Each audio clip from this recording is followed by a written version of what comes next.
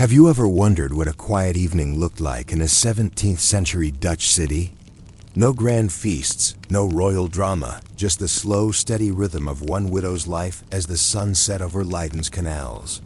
Tonight, we'll slip into the warm glow of her hearth, hear the muffled sounds of the street, and discover how the smallest routines became a lifeline in uncertain times. Stay with me until the end, and if you enjoy wandering through history's calmer corners, subscribe to Quiet Boring Sleep for more stories like this. Chapter 1. Monday Morning.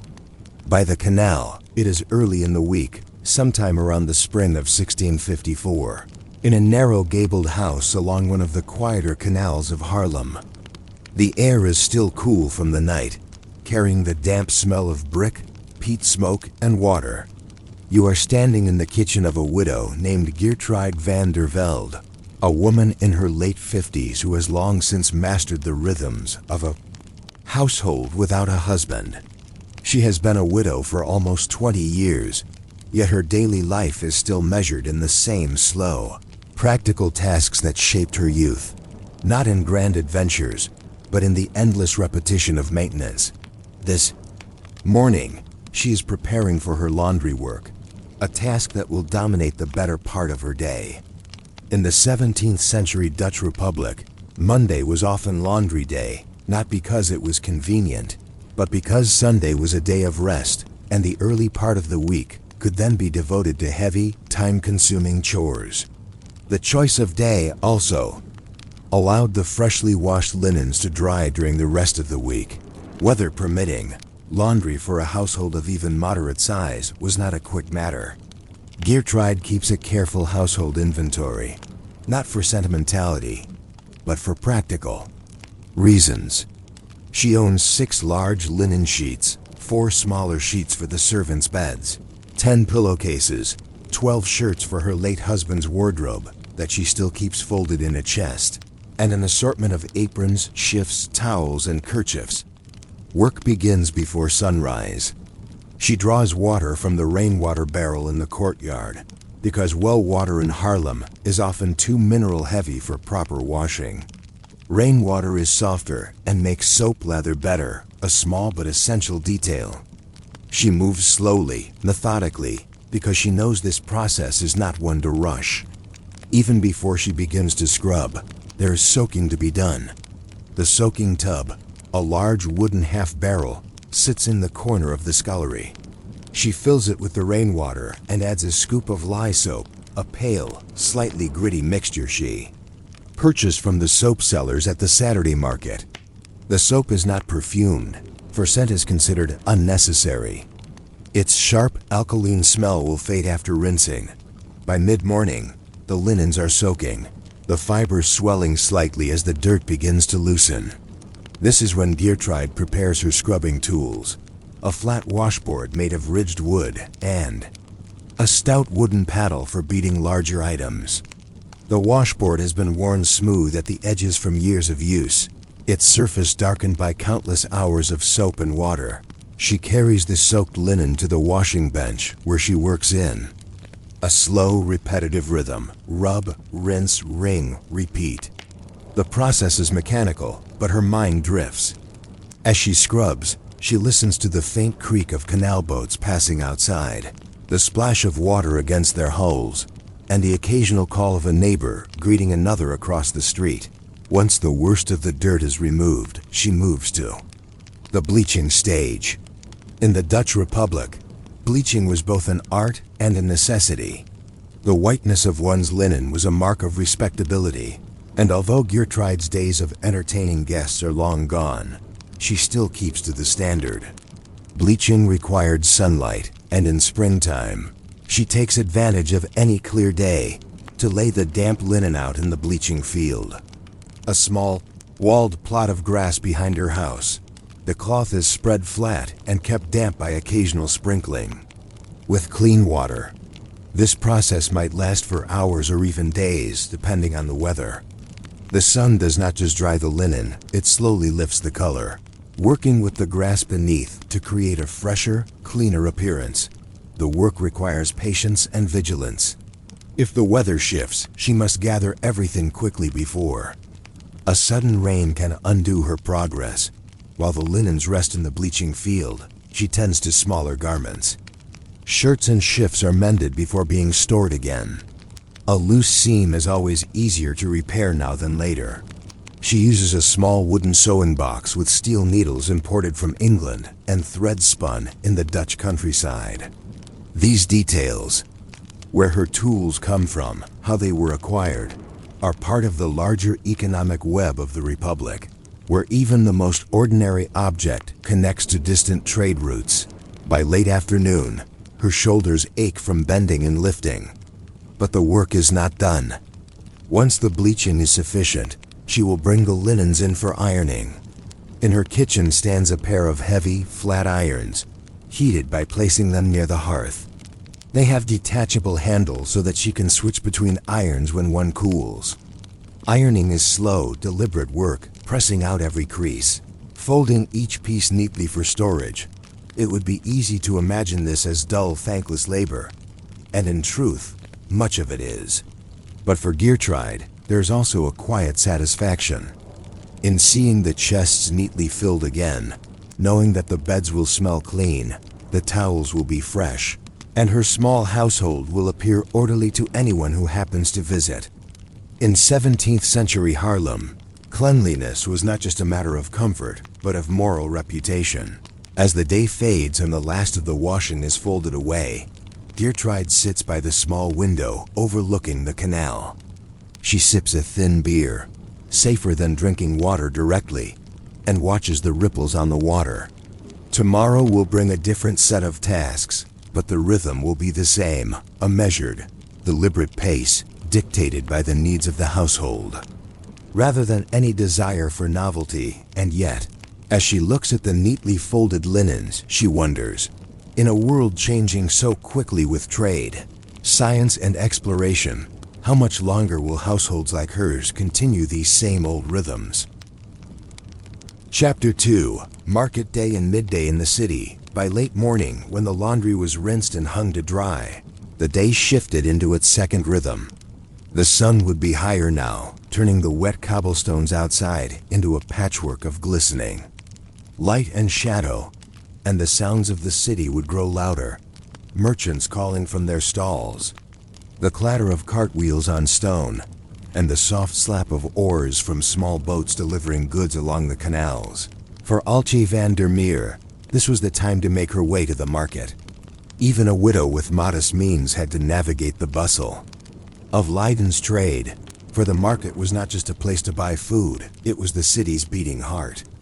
There, news traveled faster than any official proclamation, and small exchanges of gossip or observation could be as valuable as a sack of onions.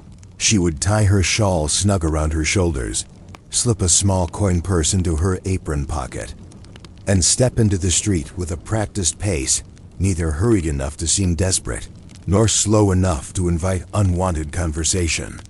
Her house was only a few streets from the Nieuwe Rijn, where the main market stalls clustered along the canal's edge. The market in Leiden was a marvel of variety for the time.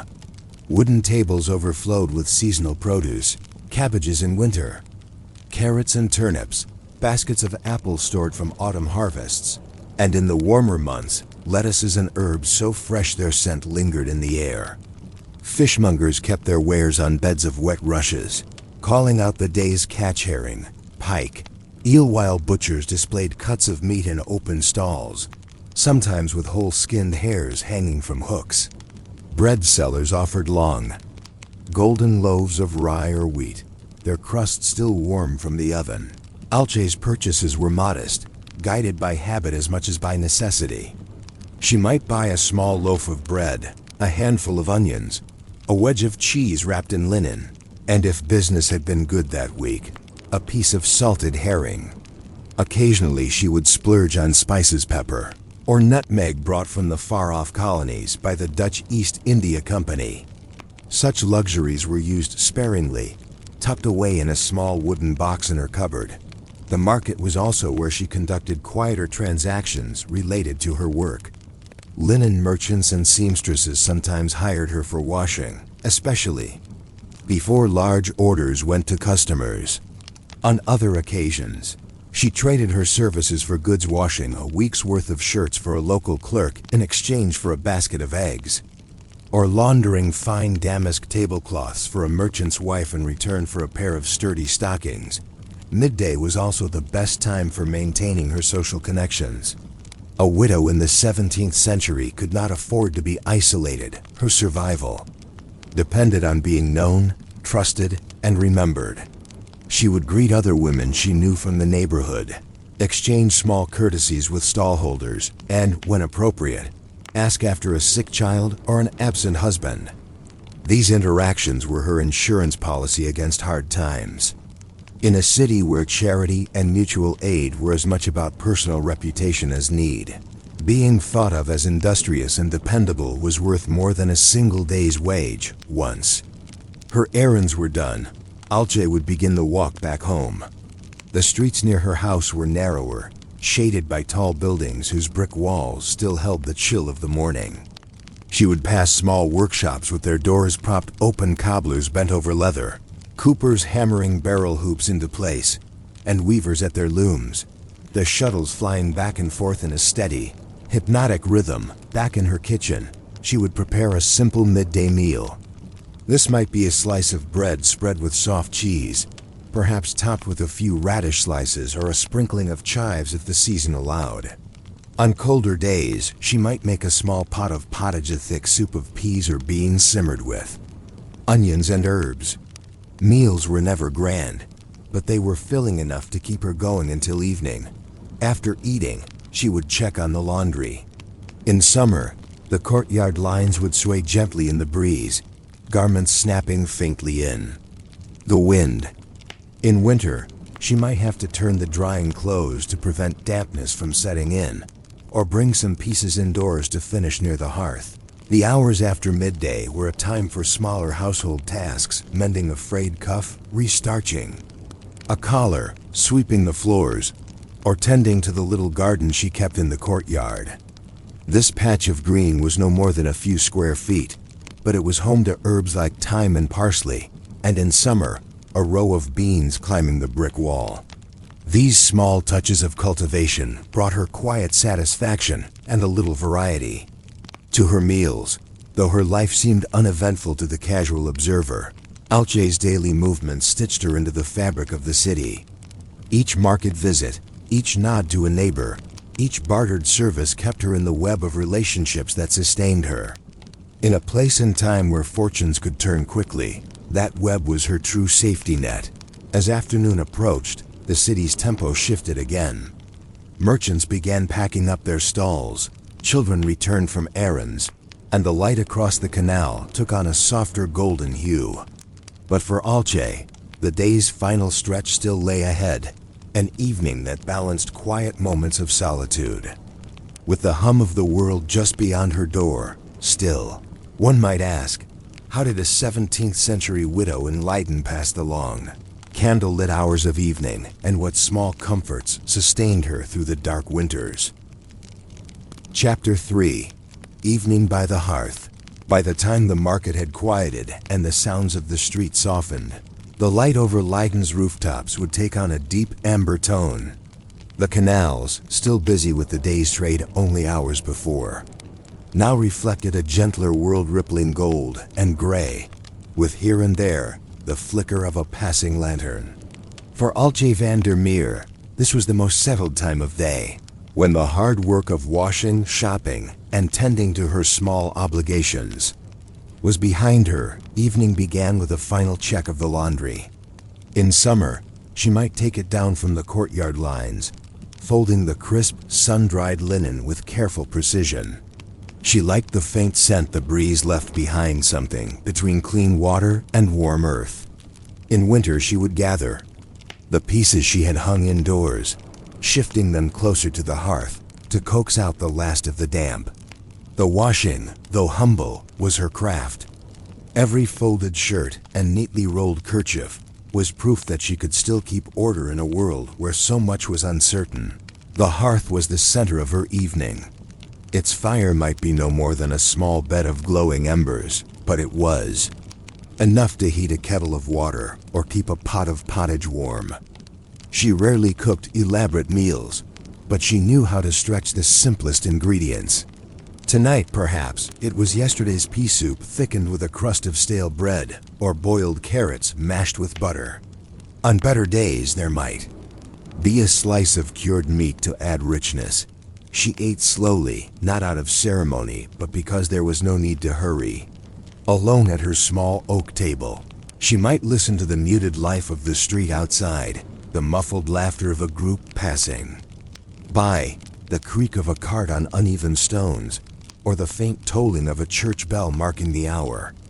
Sometimes she would hear the riverboats shifting in the current, their ropes groaning against the mooring posts. After supper, she turned to the quiet work of the evening. Mending was often first her own stockings, a worn hem, or a piece for a paying customer. The light of a single tallow candle was enough to guide her needle, and she worked steadily, her stitches neat and small. In a corner, a small wooden chest held her thread, thimbles, and scraps of cloth for patching. These modest tools were the foundation of her trade as much as her laundry tub or wringing board. When the weather was fair, she sometimes stepped outside for a brief walk along the canal. The city after dark was different, slower, more watchful. The grand houses of merchants stood lit from within, their tall windows glowing like lanterns against the brick. Small taverns spilled light and laughter into the street, while the night watch made their rounds with halberds and slow, deliberate steps. In the colder months, the walk was replaced by time at the hearth. She might sip a mug of warm beer or posset, letting its heat settle in her bones.